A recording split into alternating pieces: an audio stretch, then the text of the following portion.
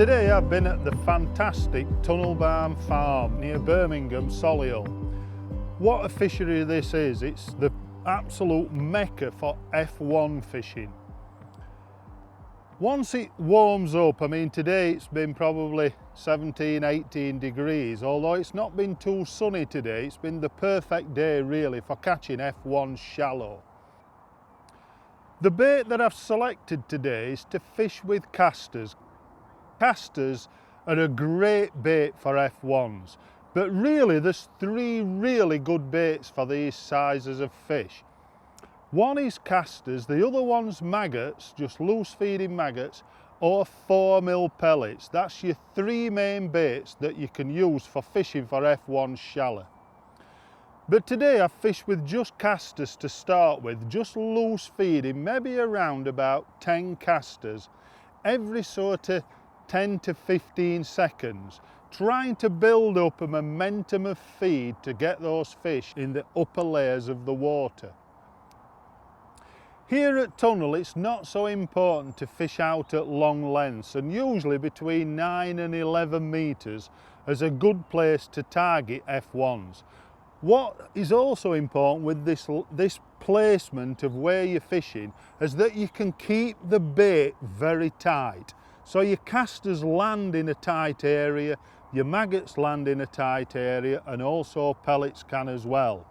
So you can keep those fish exactly where your hook bait is all the time. There's just two rigs that I set up today. Although I set up multiples of them, I set up just two rigs. One a jigger, which is a sliding float that slides on the line, and one a fixed crystal dibber.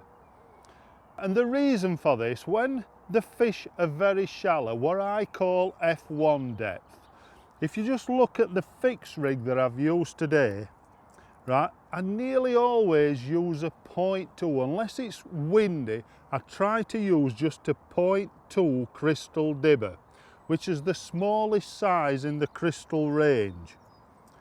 And this takes about 4 number 10 shots on the line.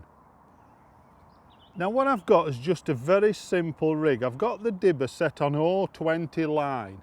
Now 020 might sound quite heavy when I'm only catching fish maybe up to 2 or 3 pounds. But the 020 is quite important because it keeps everything quite straight and it's very durable when you're catching big weights. So I've got just a length of 020 line. As far as shot, I've got a block of number 10s. Now I always put my shots on with pliers, which is important because you can make sure that the shots are shut on the line. And I never have shots ping off because all my rigs are made with pliers. So I pliers the shots onto the 020. I've then got a loop. I always fish with a 6-inch hook length when I'm fishing for F1s. I've tried short of 4-inch. But for me, I think the fish, a lot of the time, when you're fishing with casters or maggots hook bait, they watch the fall of the bait, and I still like to use a 6-inch hook length when I'm fishing shallow. So I've got a 6-inch hook length of 013 suplex fluorocarbon. Right, this is quite important. If you try to drop down and use lighter lines, you're catching a lot of fish, you want that line to be durable. So 013 is about perfect for catching F1 shallow. Now I actually have a small loop on the hook length, what I place over the nose of the maggot and pull the maggot into it. It's something I've done for a long time. Getting that loop the right size is so important, but that's up to you to trial and get that right. But I always hair rig maggots when I'm fishing like this.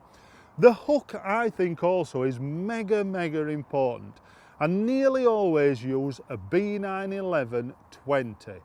And the reason for this, the hook's very fine, and you're wanting the fish a lot of the time to either pull the elastic when you're fishing with a fixed rig, or when you're fishing with a jigger and lowering through the float all the time, and 90% or probably 99% of the fish pull themselves on with the elastic.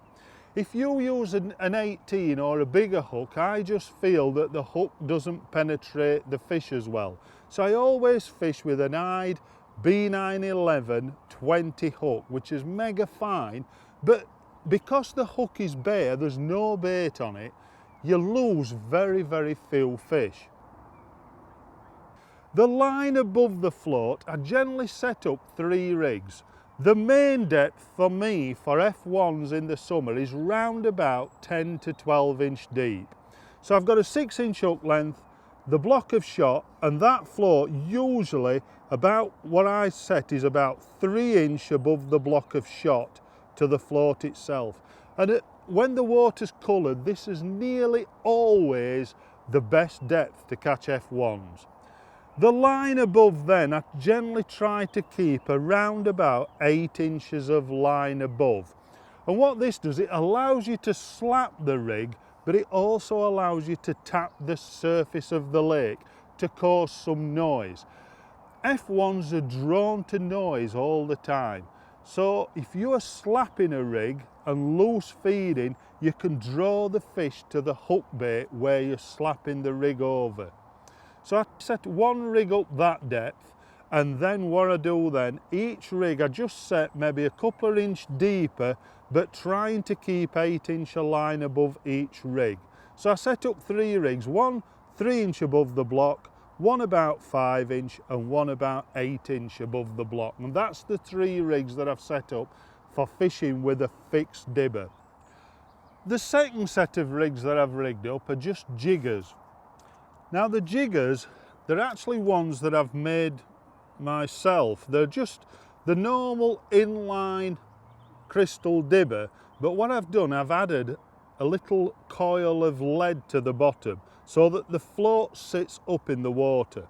The line then slides through the float. The rig for the jigger, I've still got the same 20 hook, and today I've fished with just a hair rig maggot. Nearly all the days been the best bait. Again, I've got the 6-inch hook length, and then I've got an inline, just a 0.4 Olivet on the line, trapped with a stop above it. So that's trapped on the line. It's because you're slapping regularly with this rig, and the float is slightly bigger, I just tend to use an Olivet. It's impossible for that to come off the line, and also when you're slapping over, it makes a nice noise as it hits the water to draw the fish. And that slides up to a stop above. Now again, I've set up 3 rigs like this, and this is because the stop I adjust. Again, I want about 8 inch line above the stop. The first rig has 8 inch between the float and the stop. The second one slightly deeper and the third one slightly deeper, each time keeping about 8 inch above the actual stop itself. Now of course, this is why a jigger is so good, because everything's kept tight all the time. Once you're lowering through, that rig is as tight it can possibly be all the time. So 99% of the bites just pull the pole down. The elastic that I use is also quite important. I always use just a light green bungee. And this is because once they pull the pole down, the very fine 20 hook sets itself with the elastic. But you want the fish to swim down out of the swim. You don't want to be playing them on a heavy elastic right where you're catching them. And of course, a light elastic allows them to swim away. One major tip I can give you is to be always trying different rigs and different depths.